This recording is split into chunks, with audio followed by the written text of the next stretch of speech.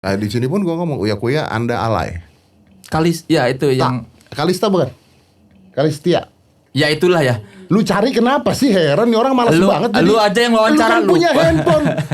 Sabar dong. Itu orang punya handphone dari jangan tadi malah dengerin bukan nyari. Jangan marah-marah, Ded.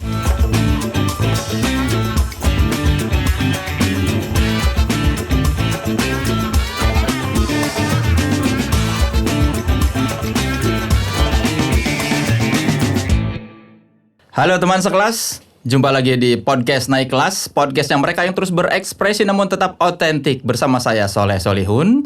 Boleh tepuk tangan dulu untuk kita semua? Tepuk tangan. Gaya dong. Ya seperti yang teman sekelas saksikan, bintang tamu kita kali ini keker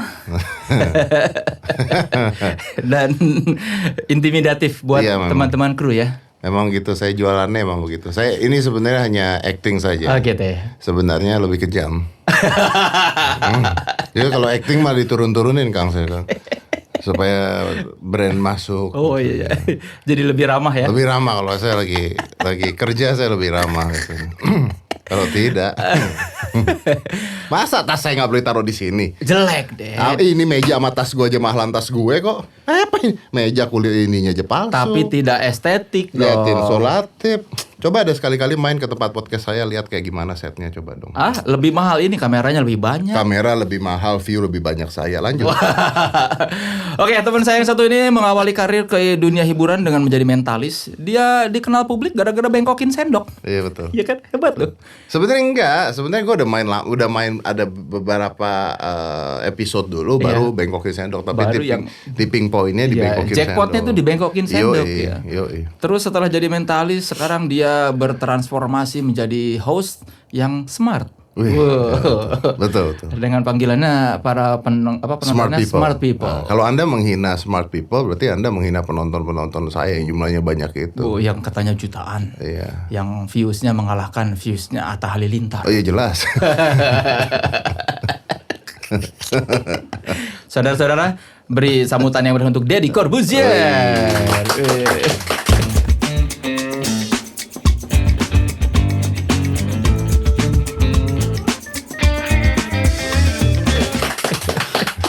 Sombong saya tuh. Gua sekarang bisa nyombong. Podcast gua ada kamera. Biasanya cuma pakai handphone doang, nggak ada pakai lavalir aja nggak ada. Pakai handphone. Gua bukannya kenapa bukan masalah lu pakai handphone, kenapa gua jijik nempel-nempel sama lu tuh. Tapi kan gara-gara vlog gua yang nempel-nempel itu gua dapet begini. Oh iya benar.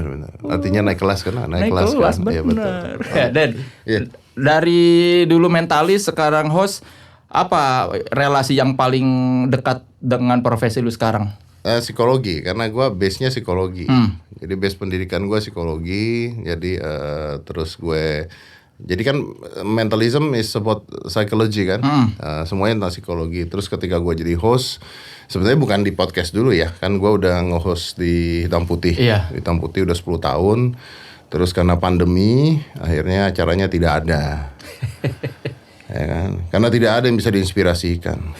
Orang zaman dulu tuh Hitam Putih tuh kalau kita ngundang misalnya dokter yang ayahnya adalah tukang sapu jalanan, wah itu menginspirasi orang-orang, merasa bahwa wah ternyata orang susah bisa jadi dokter gitu. Kalau sekarang kita bikin inspirasi gitu, wah semua susah gitu kan. Apa? Ya gara-gara itu ya? Gara-gara itu. Gimana? Gue bingung serius, nggak bisa jalan lagi gara-gara nggak apa? I don't even want to start it karena menurut saya, dan gue nggak mau untuk mulai lagi. Karena buat gue saatnya sekarang bukan menginspirasikan orang hal seperti itu. Saatnya sekarang saatnya ngebantuin orang nyari duit, bro. Jadi saat ini orang tidak butuh inspirasi. Nggak butuh lah. Dulu kan inspirasi Hitam Putih itu kan adalah dokter penolong ini, terus anak susah ini menolong ibunya, terus udah gitu yang paling bagus-bagus ya S3 di Jerman, anaknya tukang beca gitu kan. Nah sekarang S3 di Jerman nggak ada online. Jadi nggak bisa. Jadi menurut gue mendingan kemarin mereka nanya gue untuk memulai lagi, tapi gue nggak mau gitu karena gue bilang udah deh jangan dulu, biarkan suasananya enak dulu, biarkan covidnya hilang dulu. Kalau hilang baru kita mulai lagi. Kalau siapa tahu udah ada vaksin, kalau berhasil baru kita mulai lagi. Mancing-mancing nih. Saya bukan mancing, saya mah belak-belakan. Saya tidak mancing. Kata-kata saya tidak ada yang salah, barusan benar semua. Psikologi ketika menghadapi penonton di pertunjukan sulap dengan psikologi ketika menjadi host itu apa? Hampir sama, karena ketika gue main sulap gue harus mengontrol situasi kan, mengontrol situasi terus mempengaruhi mereka supaya melakukan apa yang kita mau gitu. Nah kalau ketika jadi host kan sama aja. Lu ketika lu jadi host juga kan lu harus mengontrol situasinya, pertanyaan lu ketika si orang yang ngejawab seperti ini lu harus belokin kemana supaya dia kebuka gitu. Lu nggak usah pura-pura nggak tahu lah. Lu dari wartawan juga udah dari dulu. Lu cuman buang-buang waktu biar lama aja kan ini kan. Kenapa nggak lu yang nerangin? Jangan dong. Kalau gue yang nerangin buat apa ada wawancara? Lah ya buat apa orang lu juga? Lu wartawan udah berapa lama gue tanya? Sekarang ayo udah berapa lama? Dulu gue 7,5 tahun. 7,5 tahun. Ya, udah gitu bikin vlog sendiri yang nggak ada AdSense-nya. Ya kan? Sekarang punya gini. Ya lu aja terangin ke mereka, ngapain mesti gue terangin? Terus buat apa gue bikin bincang-bincang? Ya kita ngomongin yang lain aja, nggak usah ngomongin tentang inilah. Tapi gue tuh pernah kerja di Kompas loh. Ini banyak orang nggak tahu. Gue pernah kerja di Jadi Kompas. apa? Jadi waktu itu tuh ada satu bagian kreatif, direksi kreatif, dan gue pernah menempati hal itu. Oh gitu? Iya, 3 bulan. Kenapa? Berantem gue. Kenapa berantem?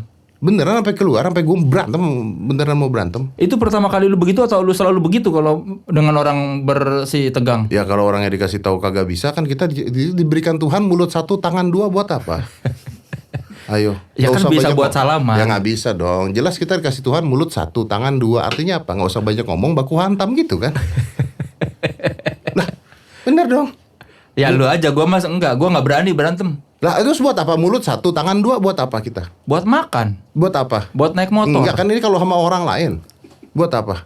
Ya buat. Nih mulut 1 dikasih Tuhan, Iya. tangan 2. Buat apa ini? Misalnya debat sama orang lain. Ya buat astagfirullah. Ya 1 tuh, 1. Nggak mungkin, astagfirullah nggak mungkin. Ya Allah ampunilah dosa dia. Ya, tapi kan tidak ada hubungan dengan dia. Yang ada hubungan dengan orangnya tangan 2 tuh buat apa gua tanya? Bisa jawab nggak lu? Enggak tahu, gue sih nggak pernah mukul. bisa. Salaman tidak boleh. Iya. Pelukan tidak boleh. Tidak Iya. ada kan protokol dilarang memukul. Yang dibilang dilarang salaman. Mukul mah nggak apa-apa. Kasian tuh, kameramen jadi takut sama lu tuh. Tapi itu pertama kalinya lu begitu apa sebelumnya pernah kayak gitu? Lu bersih tegang terus lu baku hantam. Gue tuh dulu waktu kecil tuh gue dibully sering gitu. Jadi gue tuh sering dibully waktu SD tuh gue sering dibully. Jadi setiap kali gue pulang tuh gue nangis. Gue nangis. Waktu itu masih ada engkong gue, panggilnya engkong ya, kakek ya. Masih ada kakek gue. Dibully gue di sekolah tuh abis ya dibully waktu SD tuh. Dibully, pulang nangis, ketemu mangkong gue karena bapak gue kerja, nyokap gue kerja, ketemu mangkong gue digampar gue. Karena dianggap lemah. Iya, digampar gue beneran serius. Gue digampar, jadi gue nangis kan. Gue nangis, sini kamu gitu kan, sini kamu gitu. Nangis, kenapa? Tadi dijorokin gini, digaplok gue. Bilang goblok. Terus lu bilang apa? Terus ya makin nangis lah gitu. Makin nangis udah gitu mangkong gue, nggak ada kayak gitu. Kamu kalau digaplok, pukul balik kata gitu. Engkong gue kebetulan tuh salah satu pelatih wushu. Iya. Pendekar lah ya. Ya zaman itulah. Nah guanya kan nggak pernah ikutan gitu. Jadi dia tuh pengen anak cucunya nih mengikuti ajaran dia gitu. Terus pulang berantem bapak gua sama engkong gue. Jangan mukul anak gitu. Engkong gue bilang ini bukan anak gua katanya gitu. Iya. Bener juga ya. Iya bener. Jadi gitu. Lalu tiap hari bikin konten itu sekarang narasumber menghampiri apa lu yang mengejar? Narasumber datang karena gue tidak mau karena kontennya tetap kayak begini lah. Kontennya kan harus ada di ruangan seperti ini gitu misalnya. Jadi kalau gue kesana pasti suasananya akan berubah gitu. Makanya gue berusaha supaya narasumbernya yang datang ke podcast gue. Mulai kapan sih orang-orang jadi tempat klarifikasi ke podcast lu tuh? Sebenarnya mulai tempat klarifikasi itu pada saat ini. Aduh, siapa sih itu yang di tempatnya Grita tuh? Siapa? Oh iya yang Siapa? Tahu nggak? Iya yang si masker. Grita. Iya yang YouTuber yang pakai Iya, masker ya iya, itu yang namanya cewek siapa? itu yang kerudung itu. Ini nggak ada yang nyari ya kalau ditanya nama siapa. Kok tempat saya ada. Ada Tia, tempat gue kan ada Tia. Oh iya. Karena biasa orang TV. Waktu kita podcastan itu tuh Tia nyari. Ini nggak ada komputer di sini. Nggak ada komputer. Ternyata kita kalah. Iya betul. Nggak ada komputer ternyata. Karena nggak ada Tia di sini. Iya, kamera 5 tapi nggak ada komputer satupun. Itu, sorry. Kalau ini gua kalah. Kalau ini gua kalah. Kalau soal kamera gua menang. Oh iya menang 1, 2, 3, 4, 5 Sony semua lagi. Oh iya. Kalau soal komputer gua kalah. Bagus kamera Sony itu bagus sekali. Mantap kamera Sony itu. Keren kamera Sony itu. Anda bikin video semua harus menggunakan kamera Sony. Kenapa? Lu endorser ya? Saya brand ambasadornya Pak. Jadi itu mulainya sih yang Kalis ya itu yang Kalista bukan? Kalistia. Ya itulah ya. Lu cari kenapa sih, heran nih orang malas banget. Lu aja yang wawancara lu. Kan punya handphone. Sabar dong. Itu orang punya handphone dari jangan tadi malah dengerin bukan nyari. Jangan marah-marah, Dad. Jangan marah-marah. Ini enggak marah. Enggak, itu lu terlihat marah. Terlihat marah tapi tidak marah. Ini mengajari. Lah itu, siapa namanya? Aku taunya Indiranya. Indira. Lu aja yang wawancara lupa. Kok lu nyalahin dia yang enggak wawancara? Dia tidak mau nyari-nyari. Dia kan tidak pernah ketemu.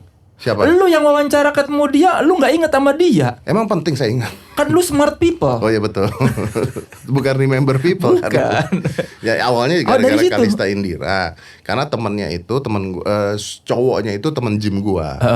Terus ketika ada masalah, itu kan sampai hampir ke polisi segala dulu kan. Ya menurut gua nggak penting banget masalah gituan dibawa ke polisi gitu kan. Udah yuk, gua bantu deh ngobrol tempat gue. Udah nih ngobrol tempat gue. Udah cowoknya tuh Utap. Iya. Oke. Udah gitu ketika di tempat gua, itulah pertama kalinya klarifikasi. Udah seperti itu, lalu ada lagi orang lain lagi. Nah terus di Twitter, ya Twitter kan tau sendiri ya. Jadilah jokes, podcastnya Deddy Corbuzier itu jadi tempat klarifikasi gitu. Nah for me, every things that people said is good buat gue. Jadi ketika ada orang bilang, tempat Deddy tuh tempat klarifikasi, instead of gue mengatakan, enggak, gue tuh podcast bukan tempat klarifikasi, gue tuh ngobrol. Kan sebenarnya yang klarifikasi kan dari 400 episode loh bos gue. Banyak banget. 400 episode, yang klarifikasi paling 5-6 orang kan. Tapi ketika orang bilang, kalau mau klarifikasi tempat Deddy Corbuzier, gue embrace. Gue gedein sengaja.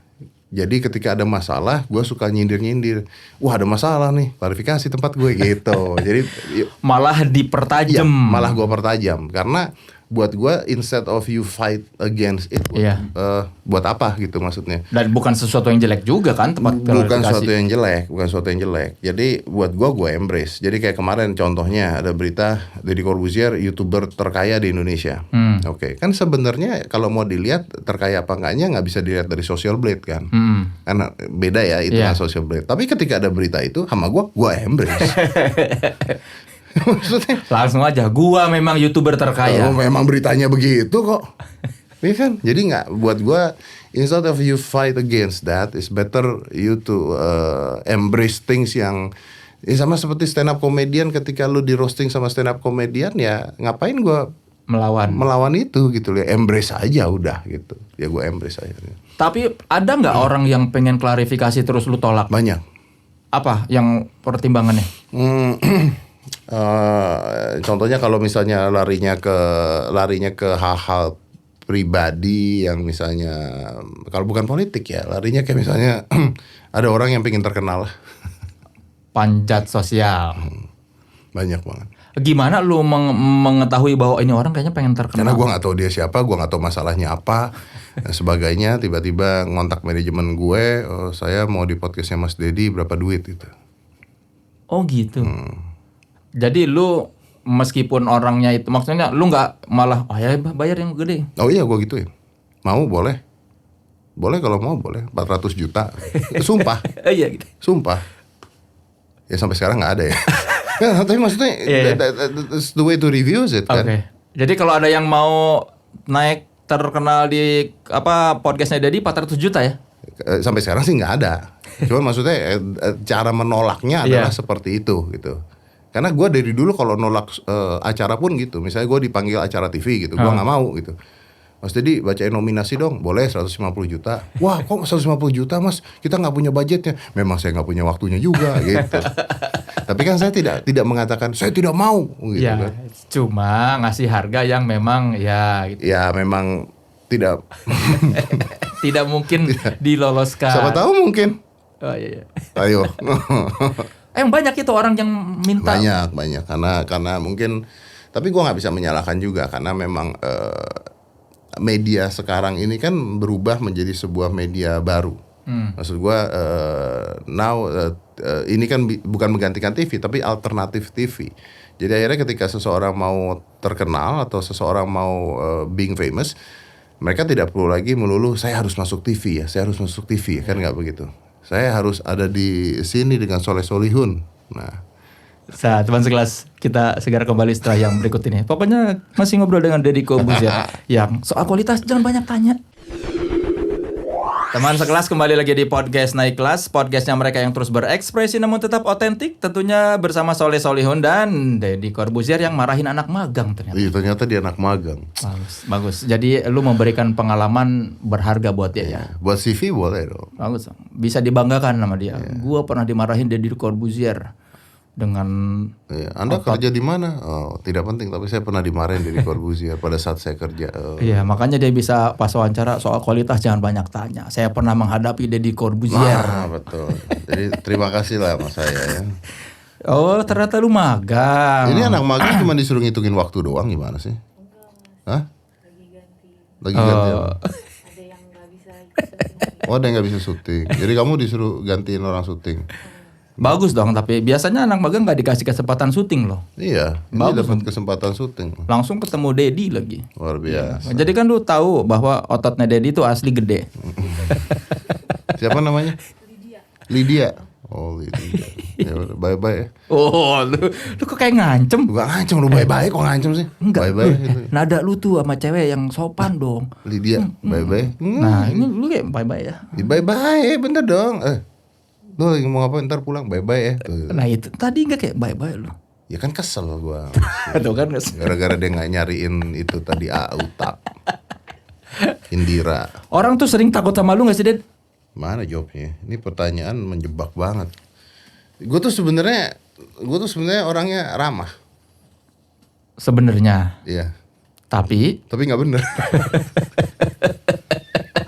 Nggak, gue tuh orangnya gini loh. Gue tuh orang tuh takut karena berpikirnya bahwa gue tuh emosian terus keras gitu ya. Sebenarnya bukan gitu. Gue tuh belak-belakan gitu loh. iya.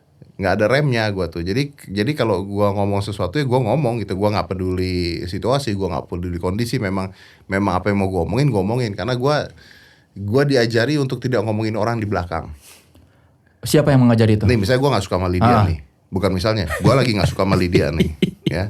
Daripada gue nanti pulang, gue bilang, tahu gak tadi syutingnya ada orang ngomong dia gak nyari. Gimana sih tuh kerja gini. Nah gue gak suka gitu. Karena menurut gue itu negatif thought gitu. Iya. Nah supaya tidak ada negatif thought, lebih baik ketika dia tidak nyari, gue bilang, lu kenapa gak nyari? Saya heran gitu.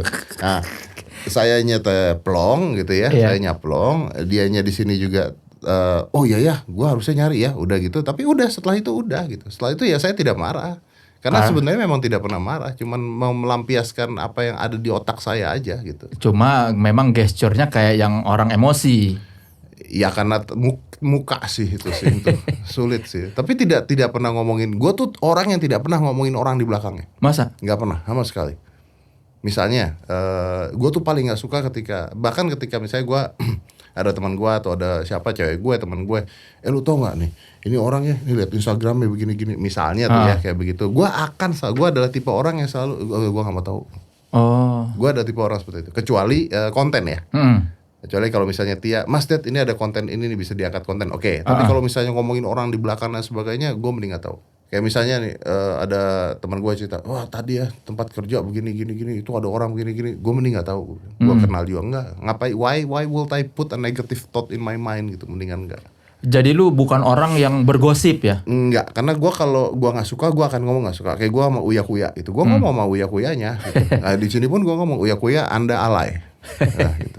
Daripada gue di belakangnya ngomongin, daripada Iya. netizen ngechat pakai icon bohong, pakai profile bohong, gue Iya. mah langsung, lu alay, udah. Jadi lu bukan cuma di vlog tapi lu langsung juga bilang Uya lu alay gitu. Lu alay ya, udah gitu. Masalah dia terima nggak terima, yang nggak apa-apa gitu, nggak masalah juga. Lu dari umur berapa blak-blakan kayak gini? Dari umur berapa belak-belakan begini, waduh, kau tanya umur berapa belak-belakan begini, bisa pertanyaan lain nggak, dari umur berapa mimpi basah gitu misalnya. Emang dari umur berapa mimpi basah? Lupa aja.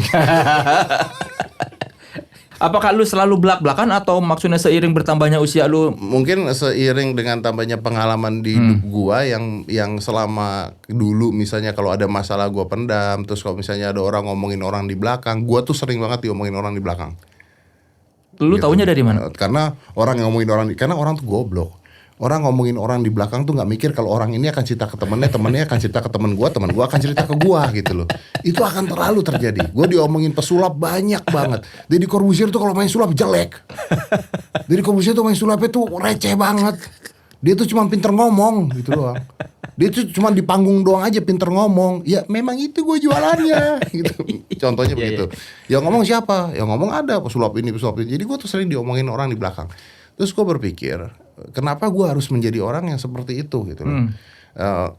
Yang di depan kelihatannya manis, kelihatannya baik, padahal di belakang penuh dengan gerutu gitu loh. Jadi akhirnya gue berpikir, you know what, mendingan gue kalau nggak suka, gue ngomong gue nggak suka dan plong. Abis itu udah selesai gitu. Nggak ada rasa benci, nggak ada rasa kesal, nggak ada rasa apa.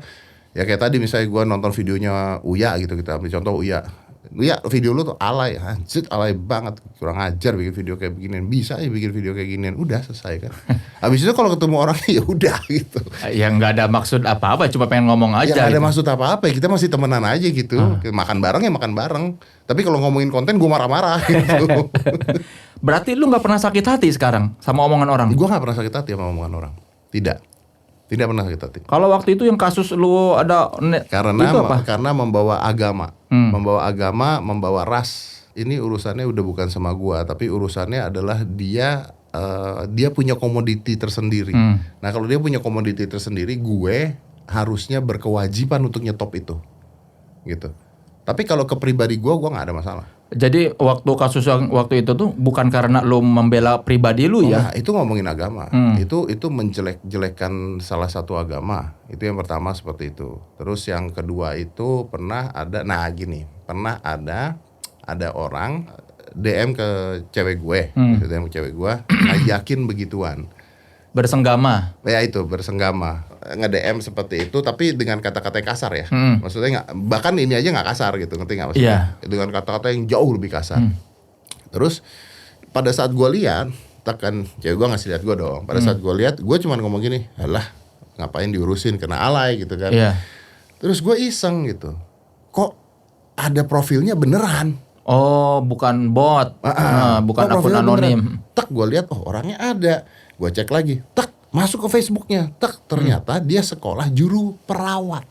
Oh. Juru rawat.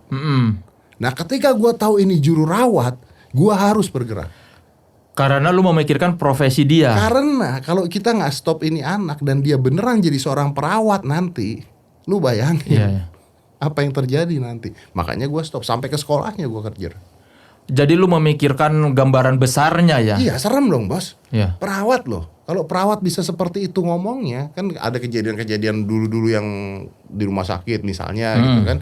Ya berarti gua harus stop. Kalau itu ya jadi besar sama gua gara-gara itu. Tapi lu pernah ini nggak ada omongan orang yang ternyata nyelekit ke lu, yang maksudnya, aduh bener juga sih. Ya paling kalau orang ngatain gua botak lu, aduh bener juga sih. Nggak pernah ada yang bikin lu mikir, oh gue harus memperbaiki diri misalnya gara-gara omongan orang, misalnya lu belagu atau enggak, karena menurut gua gini, Pak Soleh Solihun, sukses itu lawannya 4 kata. apa itu? What will people say? Jadi selama kalau kita mau sukses itu kita harus nggak harus ingat bahwa kita tidak boleh mendengarkan kata tersebut, yaitu what will people say. Selama kita masih ada di otak kita what will people say, kita akan berhenti dengerin orang-orang. Karena menurut gua hal yang lucu, sangat amat lucu. Contohnya gini, misalnya ini podcast kita jalan ya. Podcast kita jalan. Ini apa sih bunyi-bunyi dari tadi? Lu banyak gerak, gua aja dari tadi diem. Murah nih. Mahal dong, ini sensitif gini. Iya sih. Tapi nggak omni dia. Nah, terus Ini kenapa jadi sombong-sombongan alat? karena gue tahu bukan alat lu. Kalau alat lu gue nggak mungkin sombong kok. Gue tahu itu bukan alat lu. Jadi misalnya nih kita anggap aja begini. Ini acara authenticity ya. Iya. Oke, authenticity. Tiba-tiba ada yang ngomong begini di komen ya. Soleh Solihun nggak enak ya wawancarain orang, kurang nyambung dan terlalu beropini. Kayaknya nggak sesuai deh. Oke. Maka gue berani taruhan, gue yakin bahwa produsernya ketika baca itu atau orang yang bayar ketika baca itu akan mikir, oh Soleh Solihun, iya. Oh berarti orang nggak suka sama Soleh Solihun. Padahal itu 1 dari 400 komen. Iya. Gitu. Tapi kenapa?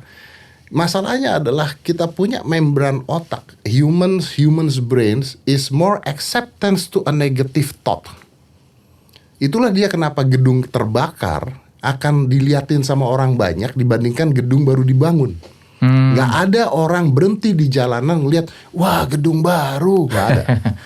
Ngumpul, wih gedung baru. Nggak ada. Tapi kebakaran gitu ada. Karena negative thought. Nah negative thought itu lebih nyangkut di otak orang. Nah makanya cuman gara-gara 1 orang komen kayaknya Soleh Solihun tuh nggak cocok ada ngebawain acara authenticity. Maka si produsernya akan berpikir, iya ya jangan-jangan nggak cocok ya. Dia lupa dengan komen-komen yang lainnya. Nah itu adalah the way humans brain work. Nah kalau dapat sesuatu yang menarik, dia akan dapat kentamin, dia akan dapat dopamin di tubuhnya. Tapi ketika dia mendapat sesuatu yang tidak menarik di tubuhnya, dia dapat excitement. Excitementnya negatif. Nah, ketika excitementnya negatif, keluarlah output. Outputnya apa? Berpikir apakah Soleh Solihun cocok apa tidak di sini. Cuman gara-gara 1 orang komen, akhirnya ngerubah segala sesuatu. Banyak kok. Jadi contohnya gini, yang kemarin terjadi aja. Ada orang gua gitu ngomong ya, Mas ini ada orang komen gini Mas, Mas Ded kayaknya Mas ini ada orang komen gini nih, Mas Ded studionya kayaknya harus ganti background deh, studio podcast gua udah lama udah mulai membosankan gini. Mas Ded ini ada orang komen gini nih, mungkin kita harus ngerubah nih background gini. Terus gua ngomong sama dia, berapa ribu orang yang ngomong? Nggak bisa dijawab. Enggak ini Mas, iya enggak, gue nanya sama lu berapa ribu orang yang ngomong itu. 1 sih Mas ini. Komennya ada berapa? 12.000 Mas. Lu gak ngebacain yang bagus-bagus 11.999 itu ke gue? Kenapa lu ngebacain 1 orang itu terus jadiin masalah? Gue bilang. Tapi negative thought itu lebih dipikirkan. Nah itu yang jadi masalah. Dan lu tidak memikirkan negative thought. Is a human being to recap negative thought. Tapi semua orang pasti akan terkena dengan negative thought. Tapi is a choice untuk berapa lama lu mau diam di sana. Gitu. Berapa lama lu mau diam di sana. Jadi assume misalnya Soleh Solihun tidak suka sama gua. Gua tahu Soleh Solihun nggak suka sama gua. Wah, Soleh Solihun nggak suka sama gua. Kenapa ya nggak suka sama gua ya? Oh mungkin kita ada salah paham kali. Udah gitu aja, lupain aja gitu. Karena berapa lamanya itu tergantung lu. Nah, kita harus belajar untuk nyetop berapa lamanya tuh negative thought. Dan lu termasuk yang cepat. Gue termasuk cepat. Ini berapa lama lu bisa punya attitude seperti itu? Mungkin bukan sebuah pembelajaran tapi sebuah pengalaman. Karena buat gue akhirnya ketika gue berpikir negative thought itu gue rugi di waktu. Gue sangat amat rugi di waktu. Daripada gue bete dan gue rugi di waktu, mendingan udahlah lupain aja lah. Dan akhirnya semakin lama ya udah gue cepet banget lupain problem masalah, gue cepet banget. Oke, ternyata inspirasional sekali ya. Oke teman sekelas, kita segera kembali setelah yang berikut ini. Tentunya dengan obrolan-obrolan yang kalau soal kualitas jangan banyak tanya. Kembali lagi di podcast Naik Kelas bersama Soleh Solihun. Podcastnya mereka yang terus berekspresi namun tetap otentik. Tentunya dengan bintang tamu yang kalau soal kualitas jangan banyak tanya. Lu ngapain sih? Lu tidak menghargai? Gue menghargai makanya gue chat orang ya. Lah kan gue lagi ngobrol sama lu. Apaan? Kenapa lu WhatsAppan? Kenapa emang nggak boleh? Ya nggak boleh dong. Lu lagi diwawancara terus lu ngobrol-ngobrol sama orang. Gua ngechat doang, nggak ngobrol. Ya kan sama aja. Ya gue bisa jawab, lu ngomong apa juga gue bisa jawab. Nah aja. Coba. Apa? Coba. Gimana menurut lu kebijakan Anies Baswedan? Wih. Tuh, ditaruh lagi. Menurut saya kebijakan Bang Anies ini beneran pertanyaannya Enggak dong. Anda tidak berani Enggak masuk dong. sana dong, ya kan? Itu panci. Pancingan supaya saya naruh headphone, Iya. handphone.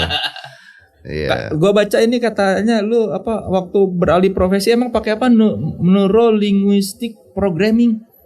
NLP. Ya, itu apa sih? Neuro Linguistic Program itu adalah mengcopy sebuah fenomena yang kita mau ke dalam otak kita. Jadi seperti contohnya kalau misalnya gua tahu bahwa podcast itu di Amerika jalan podcast dengan bentuk video itu jalan sekitar 5 tahun yang lalu dengan adanya Joe Rogan terus yang lain-lain ada internet historians.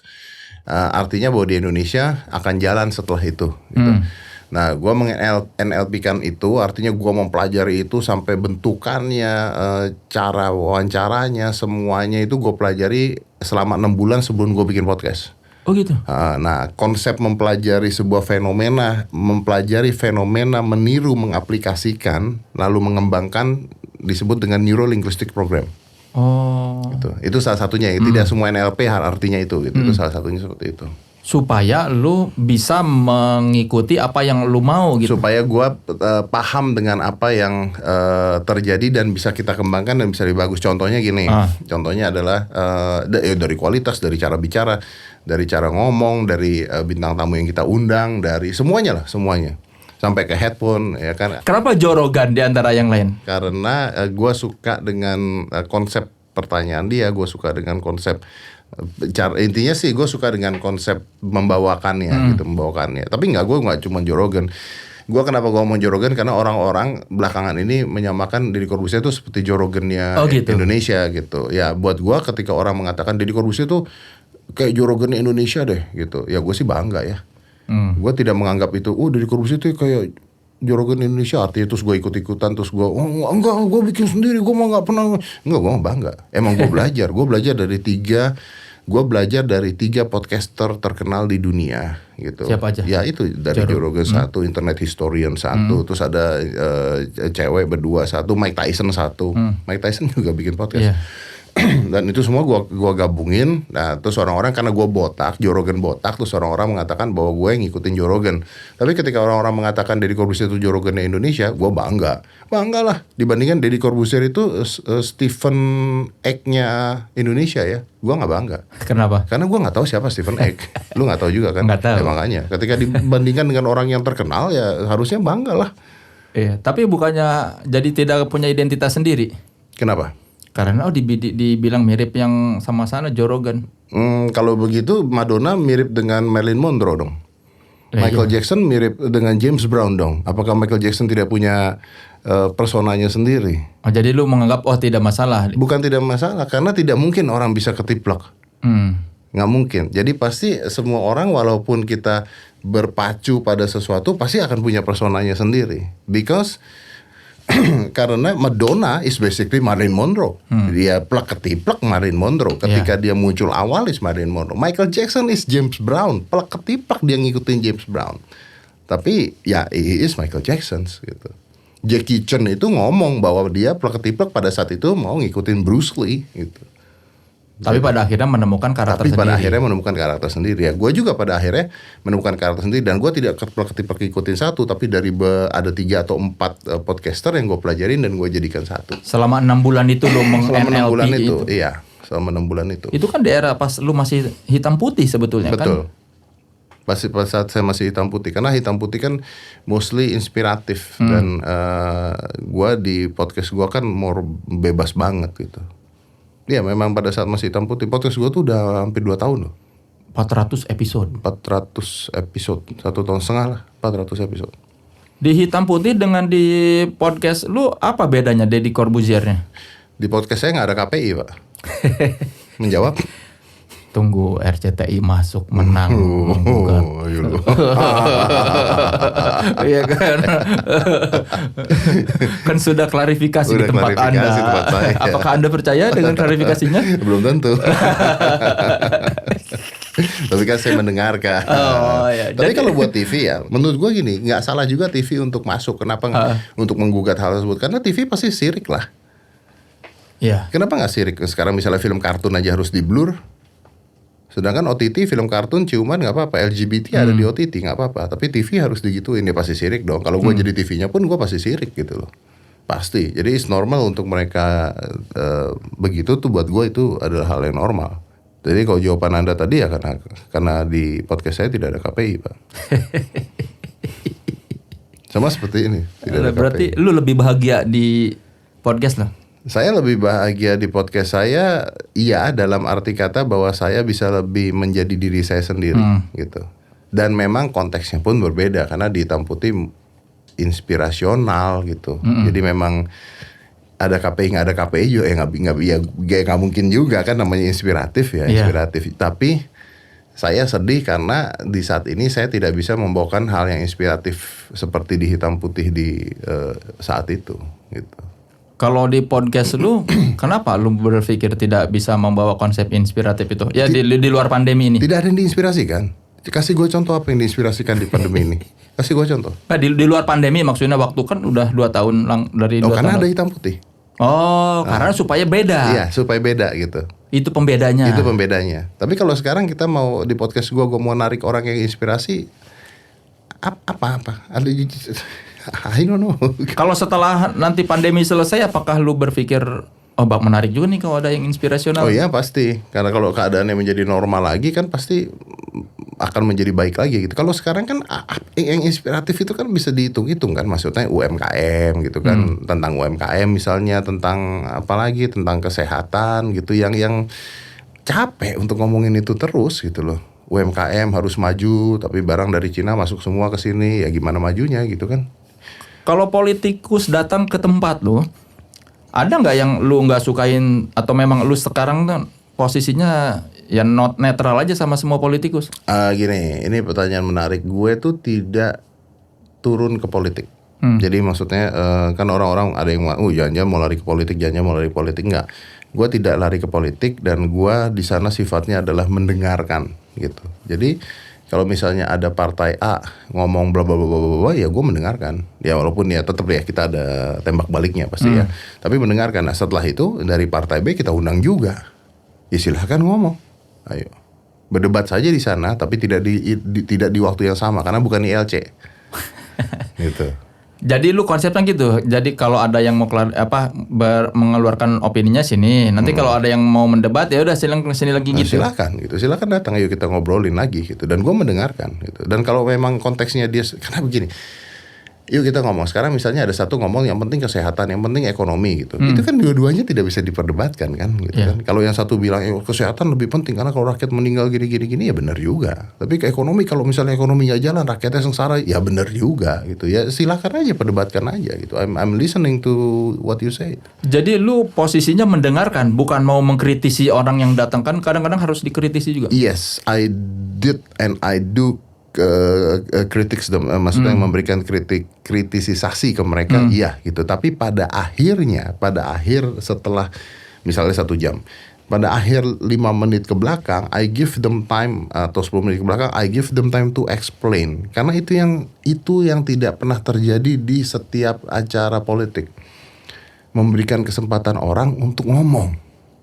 Yang ada selalu dikritik, gitu. Yang ada selalu dibantah, gitu. Nah kalau semuanya selalu dikritik dan dibantah, kita tuh nggak pernah dengerin apa yang mereka bener-bener mau ngomongin, gitu.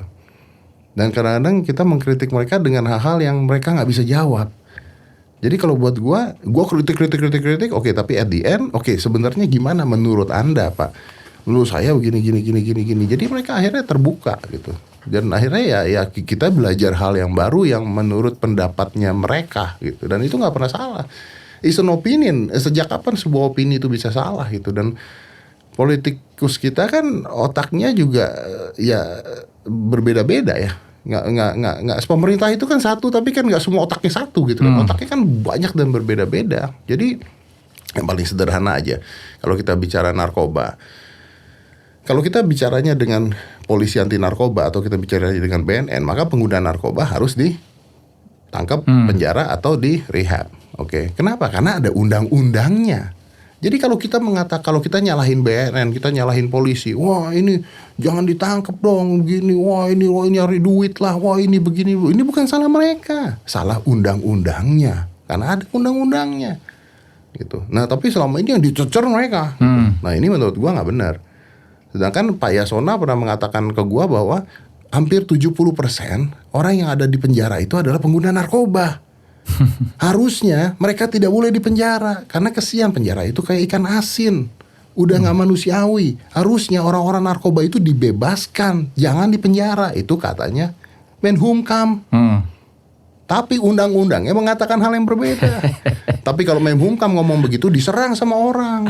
Wah kok mau membebaskan orang, nah gitu kan. Akhirnya kan kita nggak pernah dengerin orang ngomong apa gitu bro. Dan akhirnya gara-gara podcast lu tuh banyak kontroversi ya, lu tuh suka bikin orang rame. Iya, dan menurut gua tidak apa-apa. Contohnya ketika membicarakan tentang konspirasi, COVID. Boleh nggak ngomongin konspirasi COVID? Ya boleh, boleh. Loh saya ngomong konspirasi COVID itu sama Pak Ridwan Kamil kok kemarin. Saya ngomongin konspirasi vaksin sama Pak Ridwan Kamil. Saya ngomongin konspirasi COVID dengan Pak Yasona pernah. Boleh, tapi kan saya tidak mengatakan tidak usah pakai masker. Wah tolak ini enggak kan? Tapi ya apa rahasianya supaya lu tuh menimbulkan banyak kontroversi tapi lu tidak pernah terlibat masalah? Karena gua tahu cara bermain tanpa harus menyakiti orang. Gitu. Maksudnya gini, kayak kalau misalnya kemarin contohnya kasus siapa Jering ya? Yeah. Kasus Jering. Menurut gua dia itu salah dan nggak salah.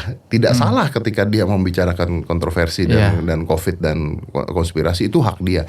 Tapi ketika kata-kata kasar dikeluarin, kata-kata yang tidak senonoh dikeluarkan, itu menjadi masalah gitu loh. Jadi maksudnya sama seperti misalnya gini.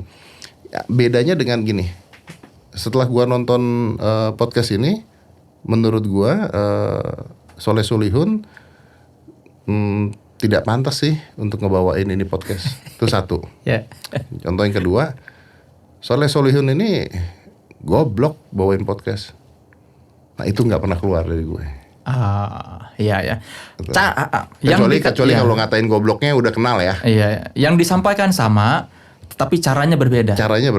Tapi kalau udah kenal ya kalau udah kenal ya boleh gitu, maksudnya bercandaan gitu, seperti itu ya. Gue sering banget ngatain orang bego banget, goblok banget, tapi gue tahu bahwa orang tersebut tidak akan tersinggung oleh gue gitu. Mungkin itu kali. Thank you ya. Kenapa thank you? Udah beres kan? Iya, ini mau di closing. Jangan thank you dulu dong.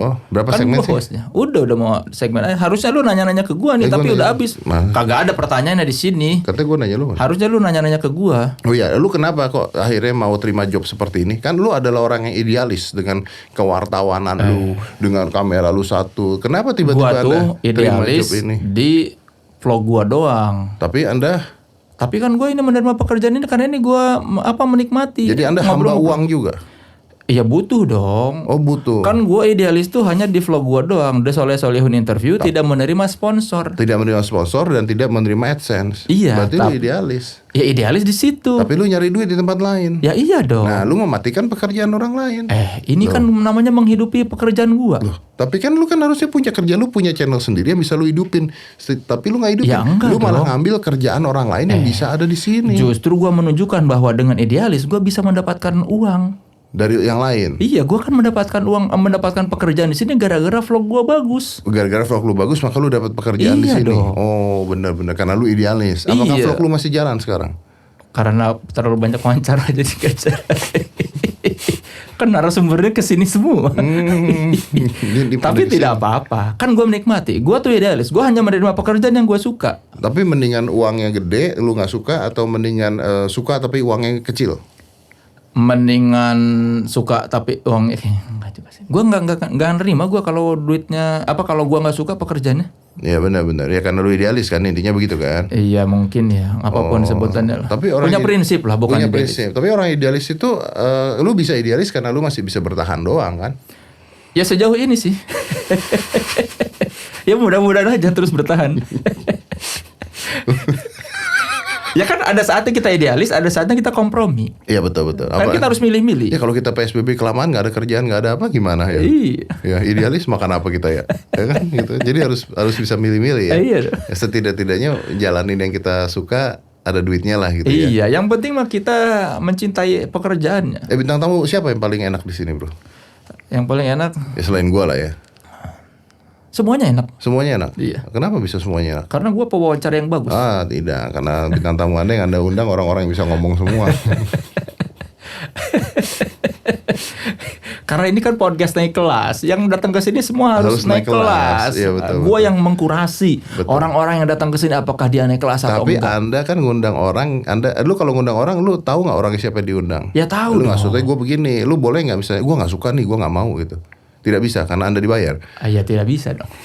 Kan itu namanya kompromi. Oh itu namanya kompromi. Iya, idealis di tempat gua. Tapi ketika Anda tahu yang diundang Deddy Corbuzier gimana? Apa yang Anda rasakan? Apakah Gua Anda bilang- suka? Apa Anda tidak suka? Apa Gue bilang, oh berarti lu punya duit gede ya Oh gitu. buat bayar Dedi. Ya, itu benar. Iya, itu- Tapi di hati Anda gitu. Nggak apa-apa. Menurut gue bagus. Cuma kan dalam hati, emang lu mau bayar Dedi gede pasti mahal. Oh ya udahlah, Tapi bagus menurut Anda. bagus lah. Oh. Kan Anda figur intelektual. Dan karena kita pernah ngobrol bareng ya. Kan gue bilang sama mereka, enggak kok Dedi belagu cuma yang buat nggak kenal doang. Iya benar-benar. Kalau yang Kalau udah kenal makin belagu. Ya yang tadi gue bilang, wah kalau ngomongin Dedi mah soal kualitas jangan banyak tanya. Wah, gitu. Kalau Uus gimana Uus? Oh banyak kayak gitu juga. Ada gitu juga. Sama juga. Oh iya. Berarti kualitas jangan banyak tanya ya. Iya. Ya betul. Coba gimana? Coba soal kualitas jangan banyak tanya. Kalau soal kualitas mah jangan banyak tanya. Gua berhasil membuat Deddy Corbuzier ngomong gitu loh. Iya, gue udah ngomong begitu. Ini kita nggak jadi closing loh. Deddy Corbuzier saya boleh simpulkan dia mengawali karir di dunia hiburan menjadi mentalis, terus sekarang menjadi seorang podcaster handal, menjadi pembawa acara yang smart. Wih, baik-baik gitu sih sama gue. Iya kan gue harus menerangkan kualitas narasumber kenapa mereka masuk podcast naik kelas. Jadi membuat dia merasa dirinya senang. Oh iya, Iya kan? iya. Jadi ada alasannya kenapa saya mengundang Anda. Karena Karena Anda sudah naik kelas dari yang tadinya cuma bisa bengkok-bengkok sendok, nyetir gelap, nyetir ditutup. nyetir gelap. Iya kan gelap nggak? Iya benar sih. Gelap dong. Benar. Nyetir gelap dong gitu. Iya betul. Kita semua tahu Deddy Corbuzier itu sudah berangkat dari berbagai macam karir dan dia ekspresinya berbeda-beda, ekspresi baru tapi tetap otentik, dan dengan segala macam prestasi yang sudah Deddy Corbuzier lakukan, saya bisa bilang bahwa Deddy sudah naik kelas. Terima kasih loh Deddy Corbuzier. Saksikan terus podcast Naik Kelas di kanal YouTube ini dengan bintang tamu yang tentunya juga berkualitas. Yang soal kualitasnya jangan banyak tanya. Terima kasih Deddy Corbuzier. Thank you Bapak Ya. Soleh Solihun. Saya Soleh Solihun. Dadah. Kayak Radit lu, dadah. Ya masa gua bilang cih, Ya, napa kayak cuh gitu kayak bisa. luf. Ah, oke.